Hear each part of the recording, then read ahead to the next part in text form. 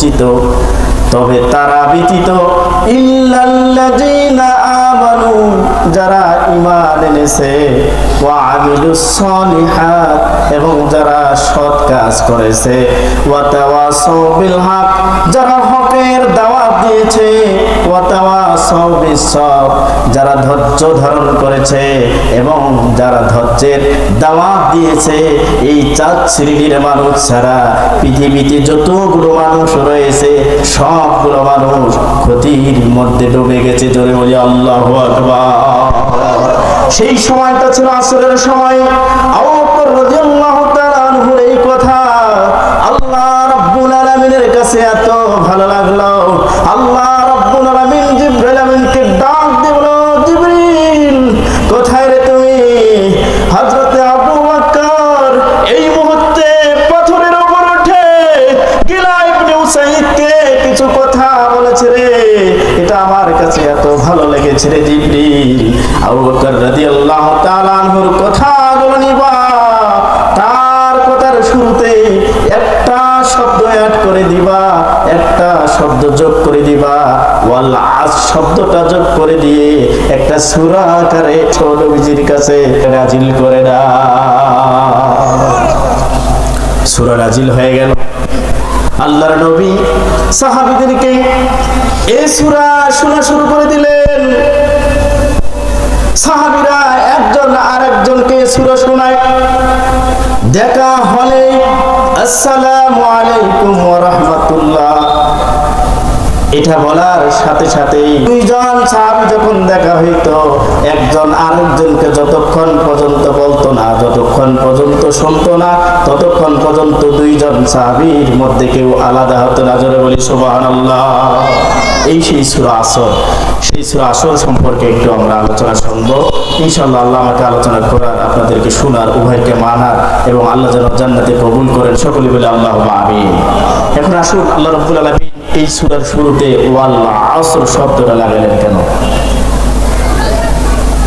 বিভিন্ন তাফসীরগুলো থেকে যে তথ্যটা পেয়েছি, আল্লাহ রাব্বুল আলামিন গোটা কোরআন আল হাকিমের মধ্যে 15টি সূরার মধ্যে কসম করেছেন।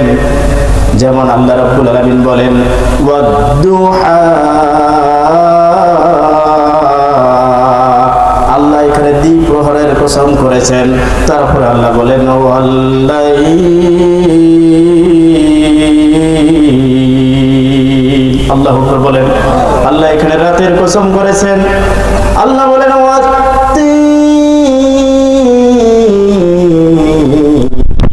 আল্লাহ এখানে 3 ফলের কসম করেছেন। আল্লাহ তারপরে বলেন ওয়াজ-জাইতুন, আল্লাহ জাইতুনের কসম করেছেন। আল্লাহ বলেন আল কামার, চাঁদের কসম। এরকম করে আল্লাহ রাব্বুল আলামিন গোটা কোরআনে 15 জায়গায় আল্লাহ কসম করেছেন। আর রংপুরবাসী, আপনাদের কাছে আমার প্রশ্ন, আল্লাহ কোরআন আল হাকিমের মধ্যে যে কথাগুলো বলছেন, কোনো একটি মিথ্যা কথা বলছেন নাকি? যদি মিথ্যা কথা না বলেন, তাহলে আল্লাহ রাব্বুল আলামিন এই জায়গাগুলো কসম করলেন কেন? তাফসীরের ভাষায় কোন কথাকে গুরুত্ব দেওয়ার জন্য, তাগিদ দেওয়ার জন্য আল্লাহ রাব্বুল আলামিন কসম করে থাকেন। কারণ আল্লাহ রাব্বুল আলামিন যেটা বলেছেন ওটা সত্য, আবার এই সত্যটাকে আরো গুরুত্ব দেওয়ার জন্য, তাগিদ দেওয়ার জন্য আল্লাহ রাব্বুল আলামিন এই কসম করেছেন। জোরে বলি সুবহানাল্লাহ। এজন্য আমার আল্লাহ রাব্বুল আলামিন এই সূরার শুরুতে ওয়াল আসর দিয়ে একটা আয়াত নাজিল করেছেন। সুবহানাল্লাহ। ওয়াল আসর শব্দের অর্থ কি আপনারা জানেন? কিসের কসম? সময়ের কসম। ধন্যবাদ। আল্লাহ রাব্বুল আলামিন এই সূরা আসরের প্রথম আয়াতে সময়ের কসম করলেন কেন? তাফসীর কারকগণ এই সময়ের কসম কেন করলেন এটার ব্যাখ্যা দিলেন। আল্লাহ রাব্বুল আলামিন এই সূরার শুরুতে কেন সময়ের কসম করলেন? আল্লাহ রাব্বুল আলামিন এখানে ফজরের কসম করতে পারতেন, জোহরের কসম করতে পারতেন, আল্লাহ রাব্বুল আলামিন মাগরিব ও ইশার কসম করতে পারতেন, কিন্তু এগুলোর কসম না করে আল্লাহ রাব্বুল আলামিন এখানে আসরের কসম করলেন কেন? তাফসীরকারগণ ব্যাখ্যায় বললেন যে ফজর থেকে জোহর পর্যন্ত এই যে একটা সময়, এই সময়টা অনেকটুকু একটু সময়, তারপরে জোহর থেকে আসর পর্যন্ত এই সময়টা একটু লম্বা সময়, তারপরে মাগরিব থেকে ঈশা পর্যন্ত, ঈশা থেকে ফজর পর্যন্ত এই সময়গুলো অনেক লম্বা সময়। কিন্তু আসর থেকে মাগরিবের যে সময়টা, যারা নামাজ পড়েন তারা জবান খুলে বলুন তো, অন্য অন্য অর্থের থেকে এই আসর থেকে মাগরিবের যে সময়টা, এই সময়টা কম না বেশি? আরো জোরে বলেন, কম না বেশি? এজন্য আল্লাহ রাব্বুল আলামিন বাকি 4 সময়ের কসম না করে এখানে আল্লাহ রাব্বুল আলামিন ওয়াল আস দিয়ে বুঝালেন, ওহে পৃথিবীর মানুষ, আমি যে তোমাদেরকে প্রেরণ করেছি তোমার সময়টা অত্যন্ত কম। একটু উদাহরণ দিয়ে বুঝালে ভালো করে বুঝবেন। আল্লাহ রাব্বুল আলামিনের অগণিত সৃষ্টির মধ্যে আল্লাহ রাব্বুল আলামিন সৃষ্টি করেছেন কচ্ছপ, আল্লাহ রাব্বুল আলামিন সৃষ্টি করেছেন। তাফসীরের ভাষ্য অনুযায়ী বোঝা যায় একটা কচ্ছপ প্রায় 250 বছর বাঁচে। কত বছর বাঁচে?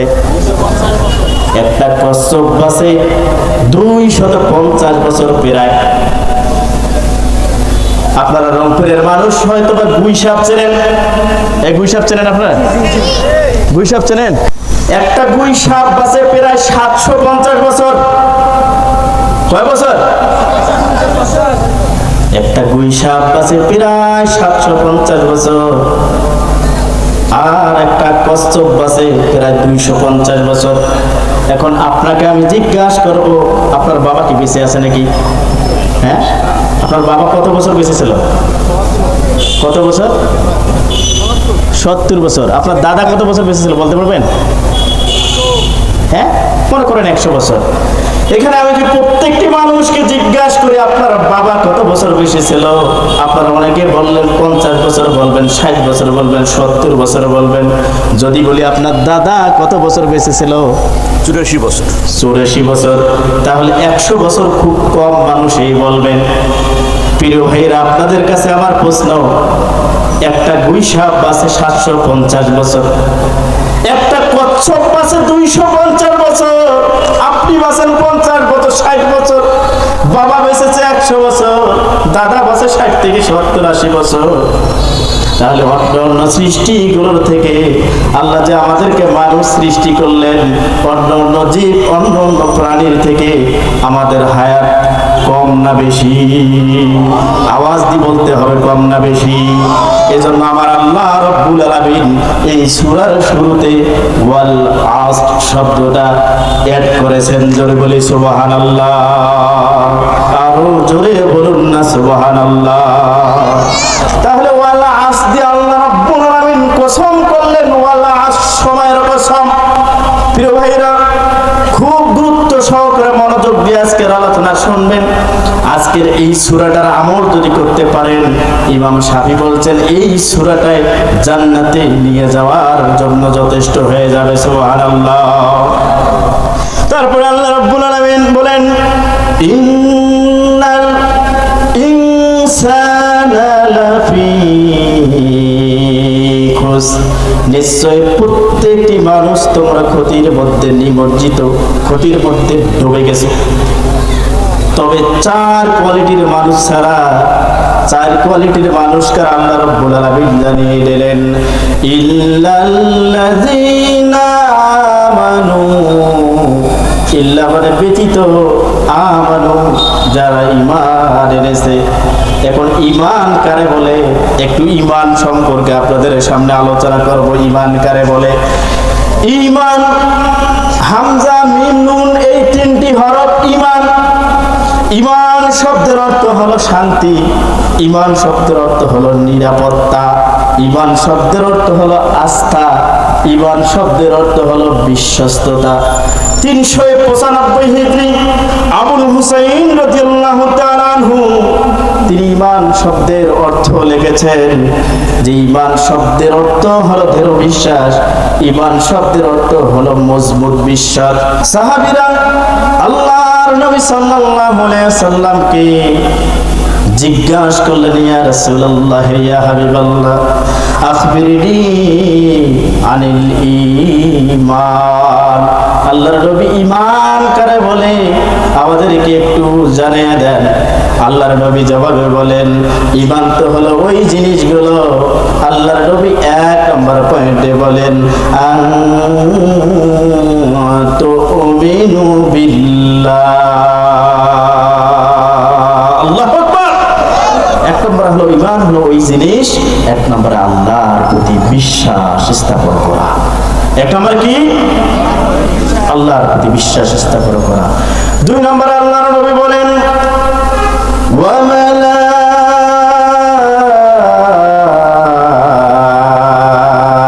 মালাইকাতিহি, অর্থাৎ ফেরেশতাগণের প্রতি বিশ্বাস স্থাপন করা। আলোচনা শুনতে বলছিলাম, আমরা যেখানে বসেছি আমাদের চারদিকে ফেরেশতাগণ কাতার কাতার সারিবদ্ধ হয়ে আমাদের জন্য মাগফিরাত নাজাতের জন্য দোয়া করতেছেন। সুবহানাল্লাহ। এটাকে বিশ্বাস করা। ওয়া মালাইকাতিহি, অর্থাৎ ফেরেশতাগণের প্রতি বিশ্বাস স্থাপন করা। সাহাবীরা বলেন, তারপরে কি ইয়া রাসূলুল্লাহ? আল্লাহর নবী বলেন, ওয়া কুতুবিহি, অর্থাৎ আমার এই কিতাবের প্রতি বিশ্বাস স্থাপন করা। ওয়া রাসূলিহি, আল্লাহর নবী রাসূলদের প্রতি বিশ্বাস স্থাপন করা। তারপরে কি? আল্লাহর নবী বলেন, ওয়াল ইয়াউমিল আখিরি, আখিরাত দিবসের প্রতি বিশ্বাস স্থাপন করা। তারপরে কি? আল্লাহর নবী বলেন, ওয়াল কদরি খাইরিহি ওয়া শাররিহি, অর্থাৎ তাকদীরের প্রতি বিশ্বাস স্থাপন করা। এই 6টি পিলার, এই 6টি বিষয়ের প্রতি যারা দৃঢ় বিশ্বাস রাখবে, কঠিন বিশ্বাস রাখবে, মজবুত বিশ্বাস করবে, তারাই হলো ঈমানদার। জোরে বলি সুবহানাল্লাহ। আরো জোরে জোরে বলি সুবহানাল্লাহ।